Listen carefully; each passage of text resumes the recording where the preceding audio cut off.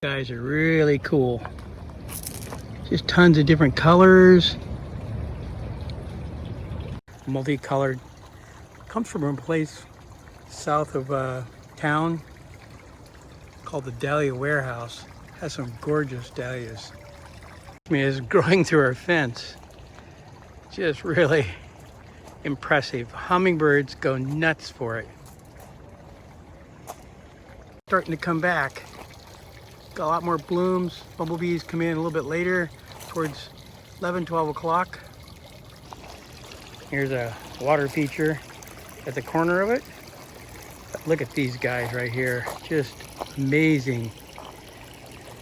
One of these packs of 30,000 seeds wildflower, you don't know what you get. Just incredible. All kinds of really colorful flowers. Look at them with the end of the sun. Just gorgeous. For all the hummingbirds. 2 rows. It lasts about a month this way. And we don't have to have hummingbird feeders because these things just are like candy to them. Used to have twice this amount, but this is just pretty good now. Peas got out of control. They are 5 foot high, pretty much take over 2 paths. Just really got way more than I can use. Water feature that Christy made for Sue for her birthday. Pretty cool. Little pictures going from one to the next. Plants that Guy gave us, doing really well.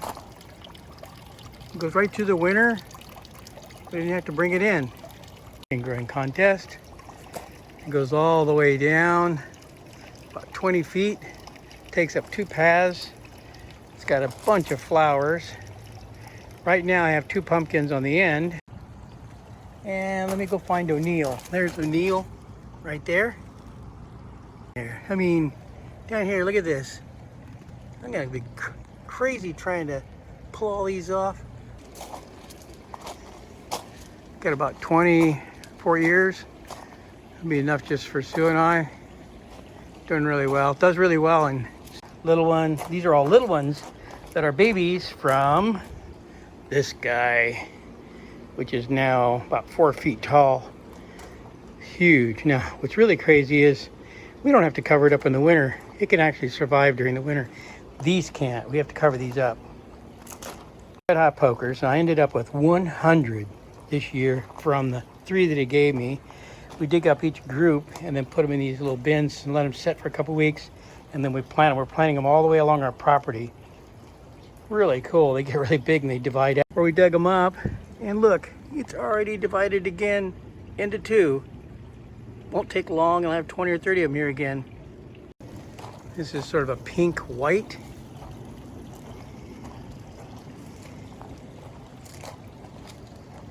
They're all being held up by bamboo.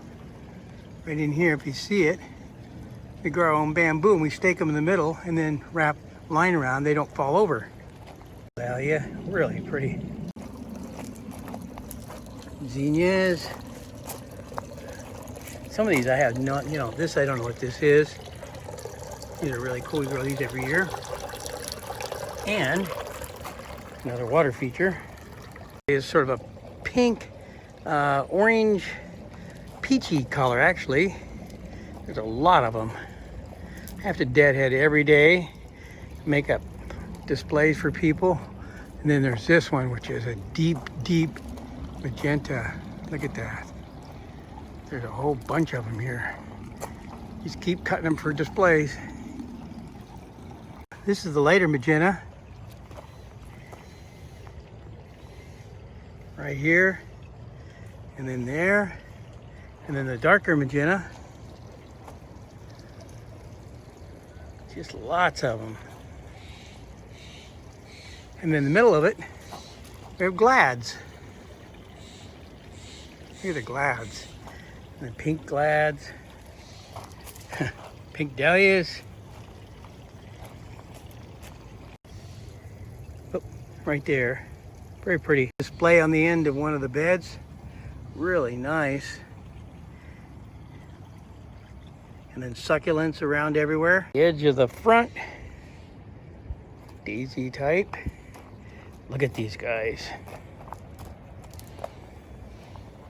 These came up. We didn't plant these. They came up from last year. Some of these we planted, but look at this one. Wow. Gorgeous. It needs so much water. We water it like once or twice a day. Lots of water, like 10, 15 gallons of water.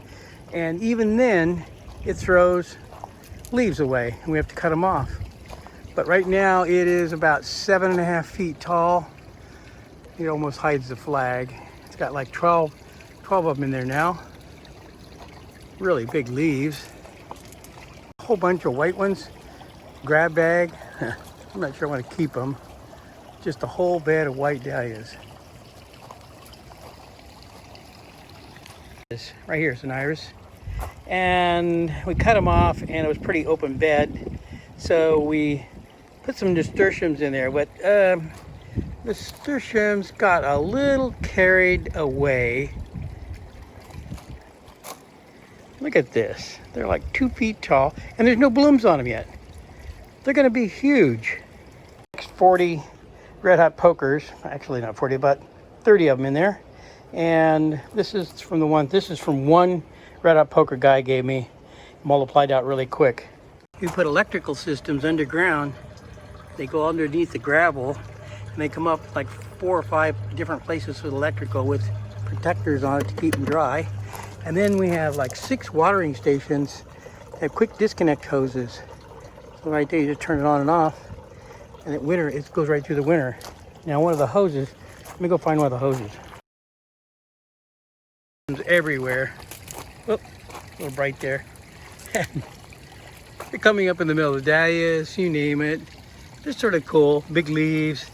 They'll disappear. We won't have to worry about them. They'll be gone in the fall. We won't plant them again. The red hot pokers along the back fence.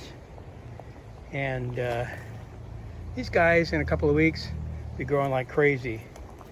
If you look down here, we don't have it in the gravel area, but see down here, we have a bunch more running down along the back of the hostas. Now the ones a little farther down, you can see those have been 3 weeks in the ground. They're growing back. These are new ones put in yesterday. They will look like those. We put them everywhere. Look, they're right here, and they're covering this bench up. I have to get rid of some of these, cut them out. Now the potatoes, this group of potatoes still growing, and this is finishing up, but in the middle here, we no longer have to buy potatoes. We just dig them out of the ground. Lots of potatoes. One plant, we got a whole meal out of one little plant down here. 3 of the pitcher plants. So what we do is, let me get it. We don't water them with water that comes from the town because it's got chemicals in it. So we have this special pitcher for pitcher plants. Makes sense, right? So we set up this system of 2 barrels that come out of our gutter system, and it's rainwater only. So we can take and fill this up. I won't fill it completely up, but then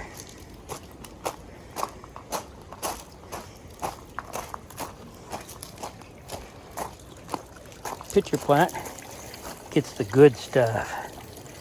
No chemicals.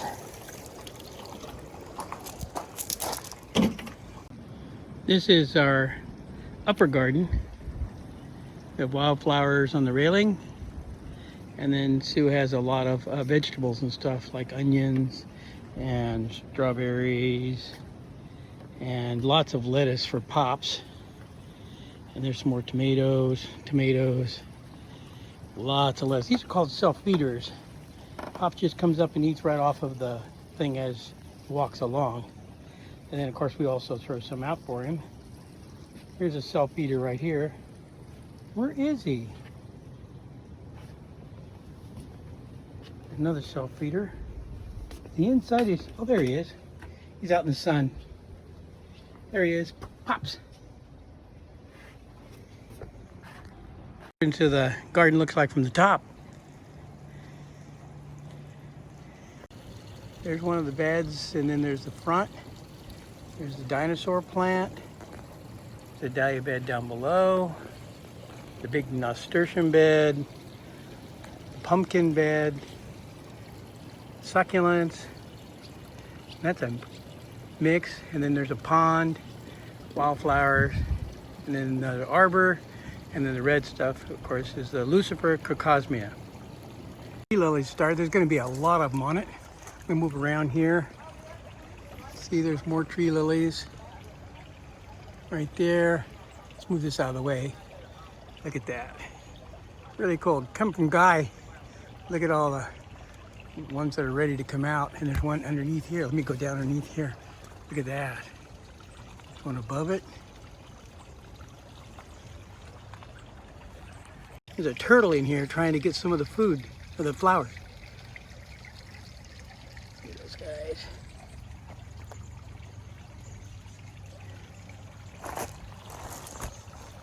This thing, pretty weird.